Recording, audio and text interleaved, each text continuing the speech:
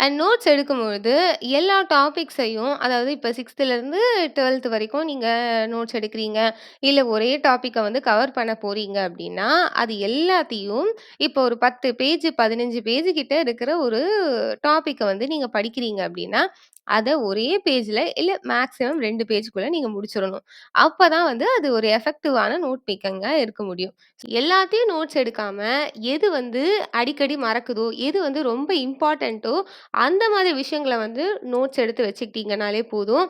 So எல்லாத்தையுமே வந்து நம்ம கவர் பண்ணோம் அப்டின்னா, ஒரு நோட்டே வந்து பத்தாது. ஸோ அவ்ளோ விஷயங்கள் இருக்கும்.